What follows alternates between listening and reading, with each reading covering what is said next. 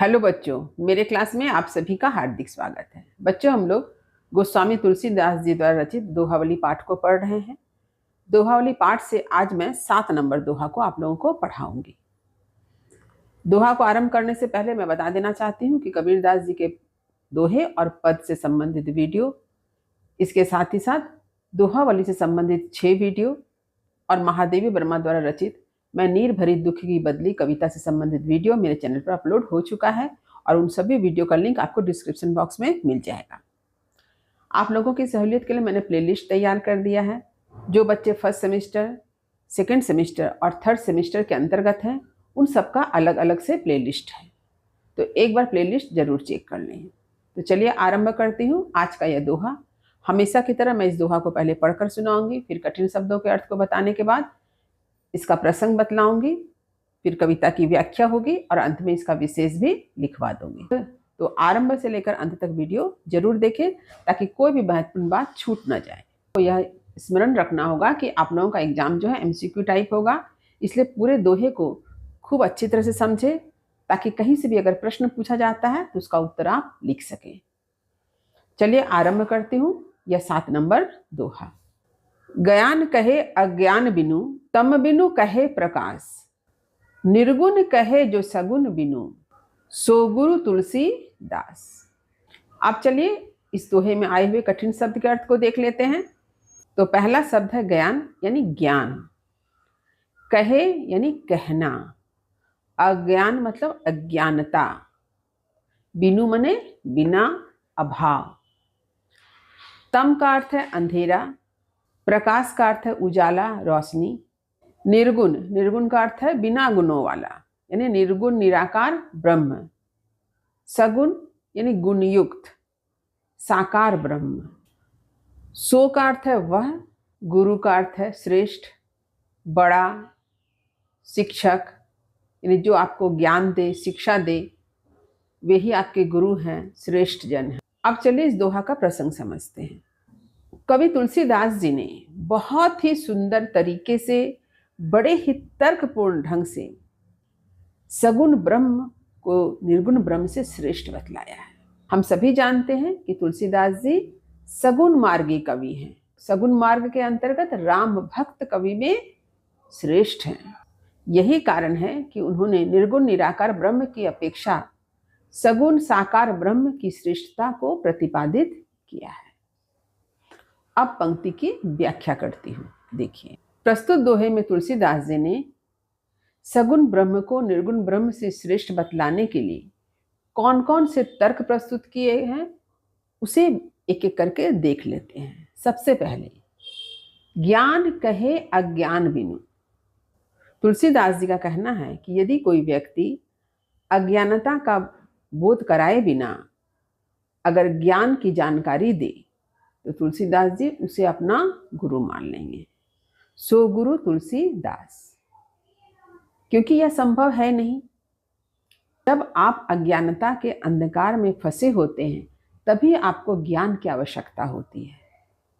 यानी अज्ञानता का जब बोध होता है तभी आप उस अज्ञानता से बाहर निकलकर ज्ञान के प्रकाश की ओर अग्रसर होना चाहते हैं, बढ़ते हैं। परंतु यदि आपको यह एहसास हो जाए कि आप ज्ञानी हैं तो आप कुछ भी सीखना नहीं चाहेंगे। आप कुछ भी कब सीखते हैं? जब आपको ऐसा लगता है कि आप उस बात को नहीं जानते हैं। यानी जब आप किसी चीज को नहीं जानते हैं तभी उस चीज के बारे में कुछ जानना चाहते हैं। यानी जब अज्ञानता होती है तभी मनुष्य ज्ञान प्राप्ति की ओर अग्रसर होता है। लेकिन यदि अज्ञानता का बोध ही ना हो तो ज्ञान प्राप्ति की तरफ मनुष्य कभी अग्रसर नहीं होगा। इस सत्य को तुलसीदास जी जानते हैं, इसलिए तो यह बात कहते हैं, सो गुरु तुलसीदास। यदि कोई व्यक्ति यह साबित कर दे कि अज्ञानता के बिना ही ज्ञान प्राप्ति हम कर सकते हैं तो उसे तुलसीदास जी अपना गुरु मान लेंगे। दूसरा तर्क क्या है? देखिए, तम बिनु कहे प्रकाश। तुलसीदास जी कहते हैं यदि कोई व्यक्ति अंधकार को समझे बिना ही प्रकाश की जानकारी दे दे, प्रकाश के महत्व को स्थापित कर दे, तो उसे वे अपना गुरु मान लेंगे। यह भी संभव नहीं है। क्यों संभव नहीं है? जब तक अंधकार होगा नहीं, तब तक प्रकाश का महत्व भी नहीं होगा। जब हम अंधकार में रहते हैं, तब हमें महसूस होता है कि प्रकाश की कितनी आवश्यकता है। मान लीजिए, जैसा दिन में उजाला होता है, वैसा ही उजाला रात में होने लगे, तो हम इस उजाले के महत्व को क्या करेंगे? भुला बैठेंगे, इसे महत्व नहीं देंगे। ये जो रोशनी, प्रकाश, इसका महत्व कब है? जब रात होती है। जब रात होती है, तब हम देखते हैं कि इस अंधेरे से लड़ने के लिए हम किस तरह से प्रकाश फैलाने की कोशिश करते हैं। तरह तरह के लाइट लगाते हैं, तरह तरह के बल्ब लगाते हैं, ताकि इस अंधकार को मिटाया जा सके। हमें प्रकाश का महत्व समझ में आता है, तभी हम अंधकार से लड़कर उजाला फैलाने की कोशिश करते हैं। यदि दिन और रात हर वक्त उजाला हो, तो हमें इसका महत्व समझ में नहीं आएगा। जिस तरह से किसी व्यक्ति के पास बहुत पैसा है, तो वह पैसे के महत्व को समझ नहीं पाता है, लेकिन उस पैसे के महत्व को कौन समझता है? जिसका बचपन, जिसका जीवन कभी ना कभी गरीबी में व्यतीत हुआ हो, वह व्यक्ति उस रुपये के, उस पैसे के महत्व को समझता है कि किस तरह से गरीबी के दिन उसे एक एक पैसा के लिए तरसना पड़ा था। ऐसे ही लोग पैसे के महत्व को समझते हैं, लेकिन जिसके पास अथाह पैसा है, जिसने कभी गरीबी ही ना देखी हो, वह व्यक्ति भूख क्या चीज होती है, गरीबी क्या चीज होती है, तकलीफ क्या चीज होती है, उस बात को समझ नहीं पाएगा। तो इसी तरह से अंधकार को समझे बिना, अंधकार को जाने बिना प्रकाश के महत्व को विस्थापित नहीं किया जा सकता है। यदि कोई व्यक्ति ऐसा करता है, तो उसे तुलसीदास जी अपना गुरु मान लेंगे। अब तुलसीदास जी क्या कहते हैं? निर्गुण कहे जो सगुण बिनु। कहने का तात्पर्य है कि ठीक इसी तरह से सगुण को जाने बिना, साकार ब्रह्म को जाने बिना यदि कोई व्यक्ति निर्गुण ब्रह्म की बात करता है, तो उसे तुलसीदास जी क्या मानेंगे? अपना गुरु मान लेंगे। सो गुरु तुलसीदास। क्योंकि तुलसीदास जी का कहना है कि निर्गुण को समझने से पहले सगुण को समझना अत्यंत जरूरी है।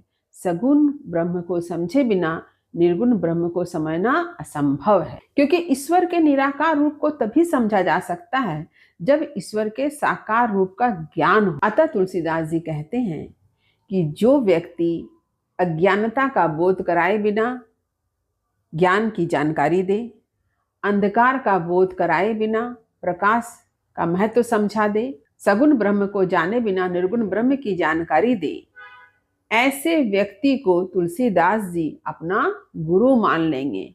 सो गुरु तुलसीदास। इसका अर्थ ही हुआ कि तुलसीदास जी उसे अपना गुरु मान लेंगे। इस प्रकार तुलसीदास जी ने सगुण ब्रह्म की स्थापना की है और सगुण ब्रह्म की उपासना का संदेश दिया है। तुलसीदास जी भी स्वयं सगुण मार्गी राम भक्त कवि हैं और राम के परम भक्त हैं।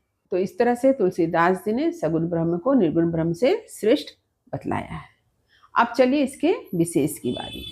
हमेशा की तरह आपको विशेष जो है स्क्रीन पर एक एक करके लिखा हुआ मिल जाएगा। इसे आप अपनी कॉपी में जरूर लिखें, इसे समझें और याद कर लें, क्योंकि जब कभी किसी दोहे की व्याख्या करनी होगी तो विशेष लिखना अनिवार्य है। विशेष लिखने से आपको अच्छे अंक प्राप्त होंगे। तो उम्मीद करती हूँ कि मेरी बातें आपने अच्छी तरह से समझ ली होगी। फिर भी यदि कहीं कुछ समझने में दिक्कत हुई हो तो कमेंट अवश्य करें, वीडियो को लाइक करें और सभी पढ़ने वाले विद्यार्थियों में शेयर करना ना भूलें। जो बच्चे मेरे चैनल पर नए हैं वे चैनल को सब्सक्राइब जरूर कर लें, ताकि हर नई वीडियो का नोटिफिकेशन आपको समय समय पर मिल सके। तब तक पढ़ते रहिए, जीवन में आगे बढ़ते रहिए। मेरी शुभकामनाएं आप सभी बच्चों के साथ है। धन्यवाद।